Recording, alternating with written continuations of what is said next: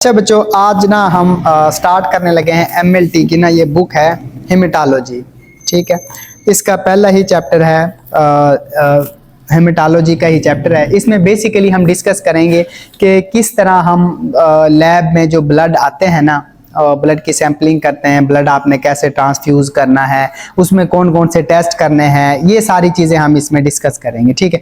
जो पहला ही चैप्टर है वो तो है सिर्फ इंट्रोडक्शन का। उसमें सिर्फ हमने देखना है कि हेमेटोलॉजी क्या होती है, ब्लड बैंकिंग क्या होती है, ठीक है, ब्लड में कौन कौन सी चीज़ें होती है, ये सारी चीज़ें हमने क्या करनी है, आज डिस्कस करनी है, ठीक है। अच्छा बच्चों, हेमेटोलॉजी क्या होती है? हेमेटोलॉजी वो कहता है कि बच्चों जो ब्लड है ना, ठीक है, हेमेटोलॉजी,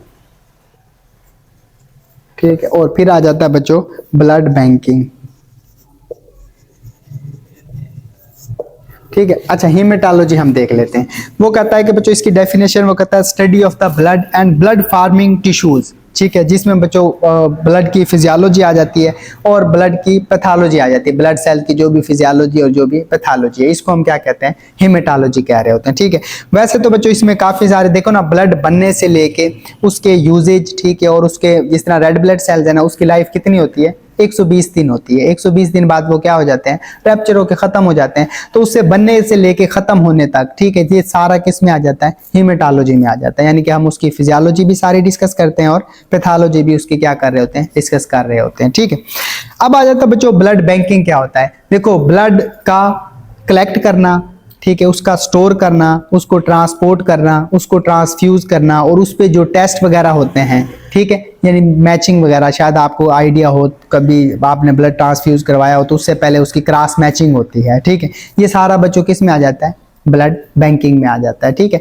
जिन बेचारों के बच्चे थैलेसीमिया के पेशेंट होते हैं ना, आपने देखा होगा कि हर मंथ वो जाते हैं ब्लड बैंक से ब्लड लेते हैं, फिर छोटे बच्चों को ब्लड लगा रहे होते हैं, ठीक है। तो ब्लड बैंक आपको ना हर हॉस्पिटल में, जो बड़े हॉस्पिटल्स है ना, वहाँ पे अलग से एक डिपार्टमेंट नजर आ जाएगा, ठीक है, जिसमें यही है कि सारे ब्लड रखे होते हैं, ठीक है। मैंने वही कहा ना, ब्लड का कलेक्शन, उसकी स्टोरेज, उसकी प्रोसेसिंग, उसकी ट्रांसफ्यूजन, ठीक है, वो कैसे ट्रांसपोर्ट करना, ये सारा किस में आ जाता है, ब्लड बैंकिंग में आ जाता है, ठीक है।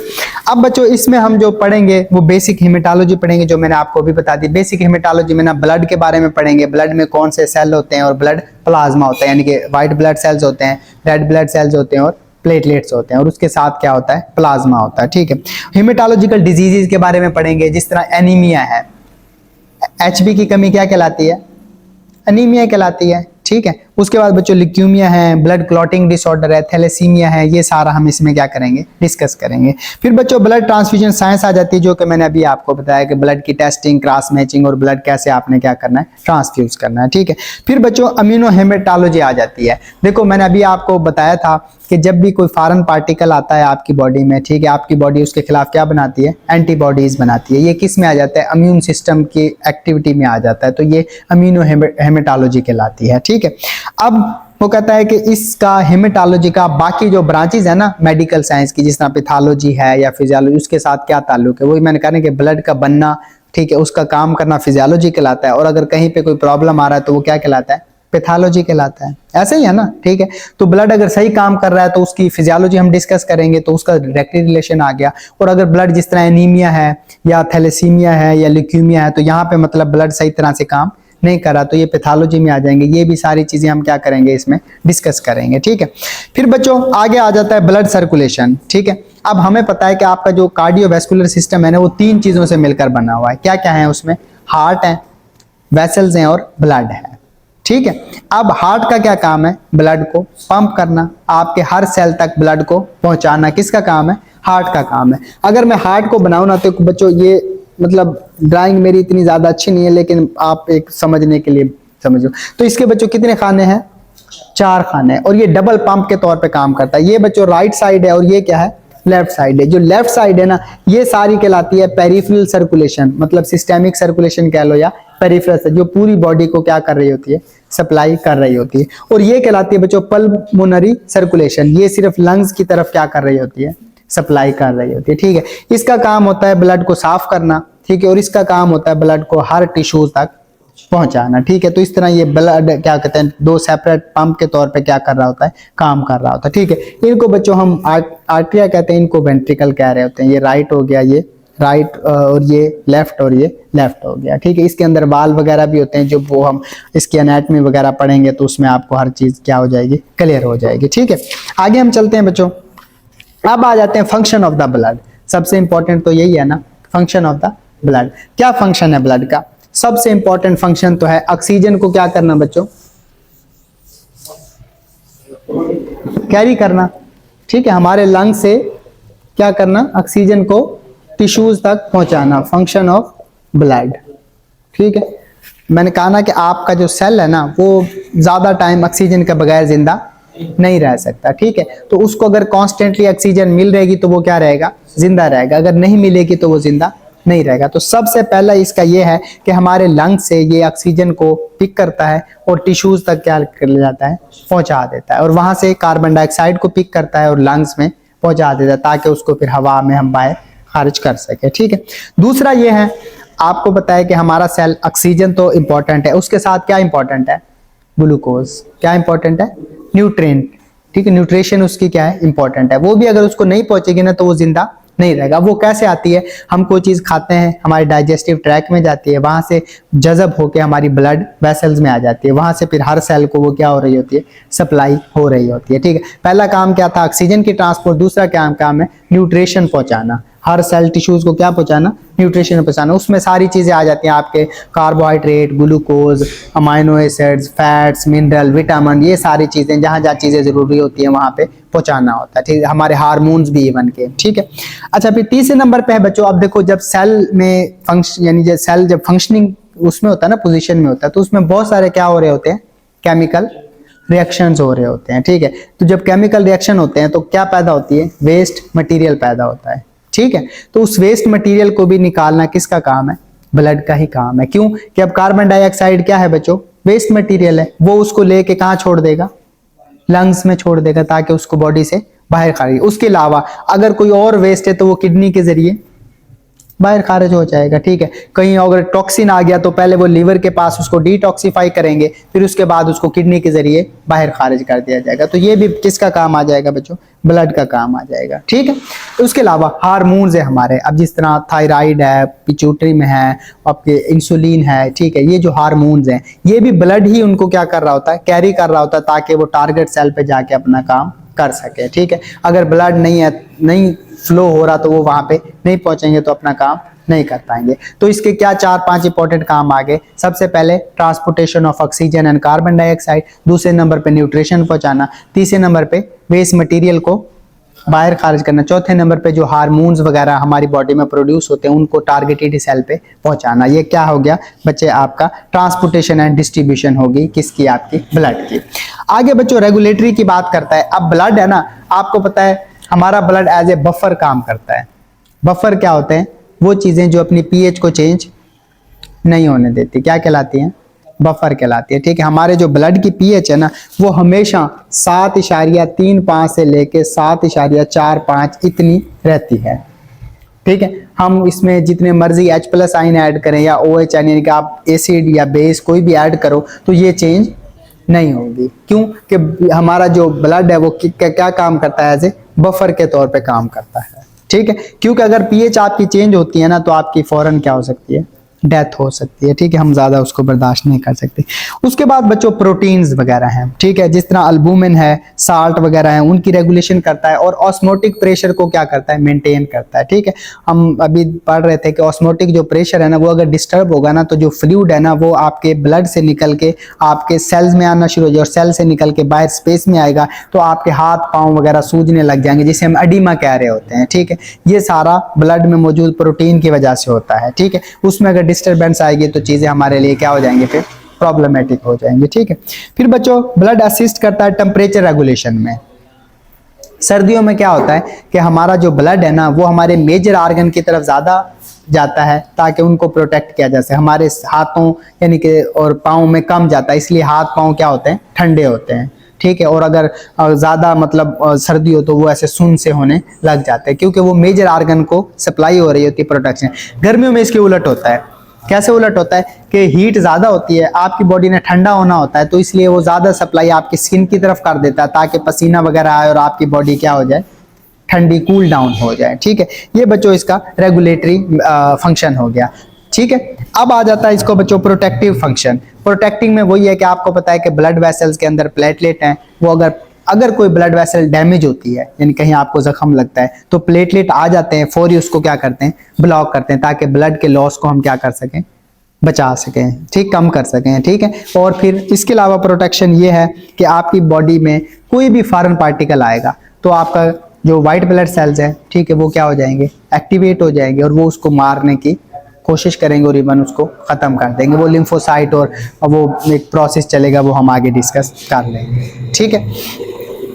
ये बच्चों इसके एक ना मतलब जनरल से फंक्शंस हमने क्या कर लिए, डिस्कस कर लिया। आगे आ जाता है बच्चों, जो मैंने कहा ना कि आपका जो कार्डियोवैस्कुलर सिस्टम है ना वो 3 चीजों से मिलकर बना है। हार्ट हमने अभी पढ़ लिया, ब्लड के बारे में भी हमने डिस्कस, अब क्या रह गई, वेसल्स रह गई। अब हमने फंक्शनल पार्ट ऑफ जो सर्कुलेशन है ना उसके बारे में पढ़ लेना है, ठीक है, फंक्शनल पार्ट ऑफ सर्कुलेशन। अब इसमें बच्चों आपको पता है कि 3 टाइप की हमारी आर्टरी वेसल्स होती हैं। एक बच्चों आर्टरी होती है, क्या कहते हैं, आर्टरी। दूसरी क्या होती है, वेन होती है। और तीसरी क्या होती है, कैपिलरीज होती हैं, ठीक है। इनमें भी फिर थोड़ी डिवीजन है, आर्टरीज आर्ट्रियोल्स भी होती हैं, वेन्स के साथ वेन्यूल्स भी होती हैं, ठीक है।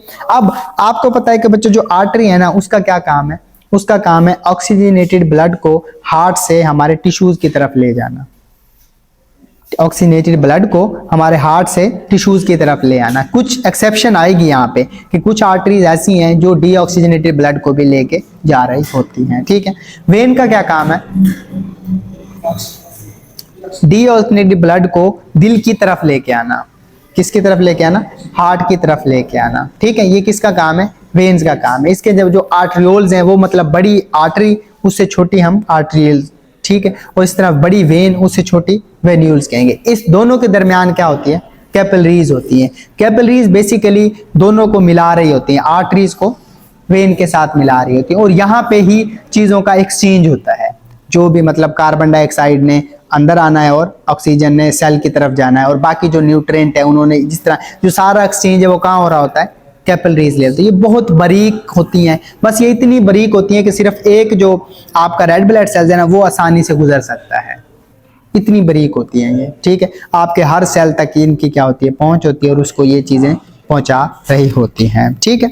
ये आपको मेरे ख्याल में समझ आ। अच्छा, इसमें ना एक और इम्पोर्टेंट वो है, वो क्या है, इसमें वो बता रहा है कि आपका जो मुकम्मल जो ब्लड है ना उसका जो 84% है ना वो आपकी सिस्टेमिक सर्कुलेशन में होता है। किसमें, सिस्टेमिक सर्कुलेशन में। और जो 16% है वो आपके हार्ट और लंग्स में होता है, ठीक है। ये अगर ना मैं ये बच्चों आपका हार्ट, ठीक है, और ये आपके फॉर एग्जांपल के तौर पे लंग्स हम बना दें, ठीक है। तो बच्चों 16% किधर होगा, आपके इधर होगा, ठीक है। और बाकी ये बच्चों एक इंसान है, उसकी फॉर एग्जांपल के तौर पे हम एक बॉडी बना दें। बाकी जो 84% है वो उसकी किस में होगा, सिस्टेमिक सर्कुलेशन में होगा। ये एमसीक्यूज आ सकता है कि आपका 16% किधर होता है, हार्ट और लंग्स में होता है, और 84% कहाँ होता है, आपकी सिस्टेमिक सर्कुलेशन में होता है, ठीक है। उसके बाद वो कहता है कि जो 84% है ना सिस्टेमिक से, उसका 64% वेन में होता है। किसमें, अब इसकी वो बात कर रहा है, इसका जो 64% है वो किस में होगा बच्चों, वेन में होगा, ठीक है। और बाकी जो 13% है वो किस में होगा, आर्टरीज में होगा, ठीक है। और 7% किस में होगा, आपकी जो कैपिलरीज में होगा, ठीक है, कैपिलरीज और आर्टरीज में होगा, ठीक है। ये देखो हो गया ना 84, 64% किस में था, वेन में था, 13% आर्टरी में था, 7% जो कैपिलरीज या आर्ट्रियोल्स है ना छोटी, वहां पे मौजूद होगा ये, ठीक है। और हार्ट का जो कितना था, हार्ट में से उसमें से वो कहता है कि जो 7% होता है ना वो आपका होता है ब्लड, पल्मोनरी में 7% ऑफ द ब्लड, और पल्मोनरी वेसल्स में कितना होता है आपका, 9% होता है, ठीक है। यानी कि ये इसमें ना 9% पल्मोनरी हो गया और बाकी कितना बच गया, 7, वो किस में होगा, आपके हार्ट में होगा, ठीक है। ये 100% इसकी जो डिवीजन थी ना वो हमारे पास आ गई है। ये आपको भी पता होना चाहिए कि कितने कितने % होता है और कितने % नहीं होता, ठीक है। आपका हार्ट हो गया, वेसल्स हो गई, ठीक है। और ब्लड एक हमने ना जनरलाइज उसके फंक्शन पढ़े थे, लेकिन ब्लड कंपोजिशन हम अब पढ़ते हैं कि ब्लड किस चीज से मिलकर बना होता है, ठीक है। पहले तो ब्लड को बच्चों 2 पार्ट में हम डिवाइड करते हैं, इसमें बच्चों 2 पार्ट में। एक तो होता है इसका वो वाला पार्ट, ठीक है, जो मतलब के सेल से मिलकर बनता है, ठीक है। ब्लड का 45% जो है वो क्या होता है, ब्लड सेल होते हैं, ठीक है, और 55% क्या होता है, ब्लड प्लाज्मा होता है। क्या होता है बच्चों, ब्लड प्लाज्मा होता है, ठीक है। अब अगर हम सेल की बात करें, ठीक है, सेल की बात करें ना, तो सेल आपको पता है 3 टाइप के होते हैं। कौन कौन से, red blood cells, white blood cell और प्लेटलेट्स, ऐसे ही है ना, ठीक है। फिर बच्चों हम इसकी ना प्लाज्मा की बात करें तो ये ना येलो कलर का होता है, स्टार कलर का, ठीक है। अब इसमें वो कहता है कि इसमें 90 से लेके 92% क्या होता है बच्चों, वाटर होता है। क्या होता है, वाटर होता है, ठीक है। 6 से लेके 8% क्या होती है, प्रोटीन होती हैं, और बाकी जो चीजें हैं ना वो इसमें शामिल होती है, मतलब साल्ट वगैरह, सोडियम क्लोराइड और ये सारी चीजें क्या होती हैं इसमें शामिल होती हैं, ठीक है।